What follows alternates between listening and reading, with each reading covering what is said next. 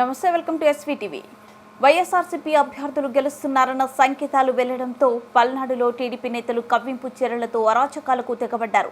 మాచర్లలో TDP గూండాలు బరితెగించి విధ్వంసం సృష్టించారు. దాడులపై మేము ఫోన్లు చేసిన పోలీసులు స్పందించలేదు. వాళ్లే అభ్యర్థుల్లా వ్యవహరించారు. నర్సరావుపేట ఎంపీ అభ్యర్థి అనిల్ కుమార్ యాదవ్ ఏదైతే నన్ను ఎంపీగా ప్రకటించిన తర్వాత గత 2 నెలలు అందరూ కూడా 7 మంది శాసనసభ్యులు అభ్యర్థులు సహకారంతో మా నాయకులు కార్యకర్తలు కొద్దిరుండి నన్ను ముందుకు నడిపించడం, అలాగే నిన్న పెద్ద ఎత్తున కూడా ఓటర్లందరూ కూడా తప్పకుండా వైఎస్ఆర్ కాంగ్రెస్ పార్టీని మా 7 మంది శాసనసభ్యుల్ని ఎంపీగా నాకు కూడా తప్పకుండా జగన్మోహన్ రెడ్డి గారిని మళ్ళీ ముఖ్యమంత్రిని చేసుకోవాలన్న తపన వాళ్ళ ఇది కూడా నేను కనిపించడం కూడా జరిగింది. నిన్న 7 నియోజకవర్గాల్లో మీరు చూస్తే ఎప్పుడూ లేని విధంగా, అంటే ఎప్పుడో 15-20 సంవత్సరాల క్రితం జరిగిన వాతావరణం దాదాపు గత 10 సంవత్సరాలుగా మీరు తీసుకుంటే పల్నాడులో లేని వాతావరణం నిన్న చూడటం కూడా జరిగింది.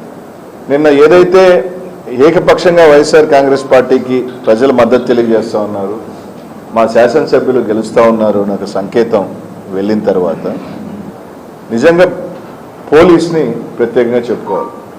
మాచర్ల దగ్గర నుంచి తీసుకుంటే మాచర్ల నియోజకవర్గంలో మీరు చూస్తుంటే కరెక్ట్గా 3 రోజుల క్రితం సిఎల్ని ఎస్ఎల్ని మార్చుకోవటం కూడా జరిగింది.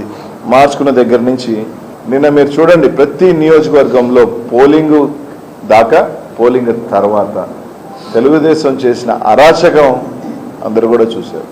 మాచర్ల నియోజకవర్గాలు అయితే దాదాపు ఎస్పీ గారు, ఐజీ స్థాయి ఒక అధికారి పూర్తిగా మాచర్ల నియోజకవర్గంలోనే.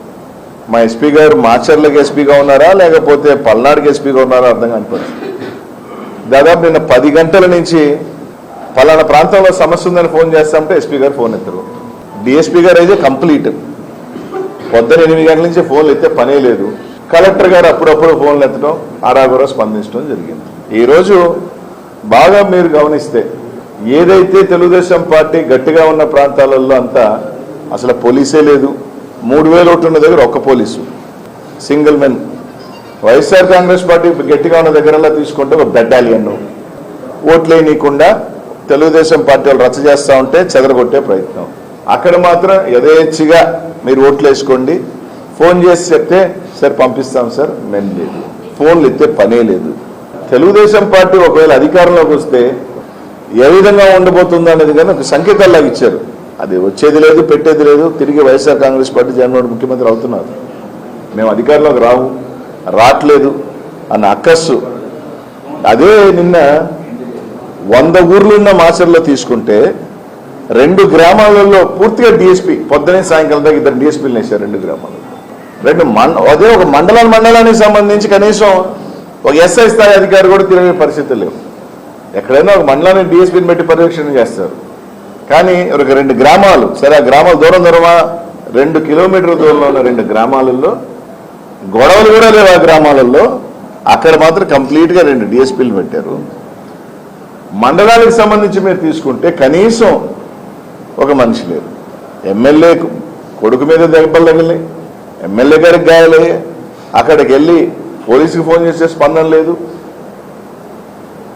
అంటే మాచర్లో కానీ కొన్ని ప్రాంతాలలో అభ్యర్థులు చేశారా ఎలక్షన్, పోలీసులు అక్కడ అభ్యర్థులలాగే ఉండింది. ఎస్పీ గారు మాచర్ల చుట్టే ఇంకే ఊర్లు తిరిగింది దాఖలాలు లేవు. వేరే ఎమ్మెల్యేలు కానీ అభ్యర్థులు ఫోన్ చేసి ఇబ్బందులు పడతామంటే ఎత్తేది లేదు.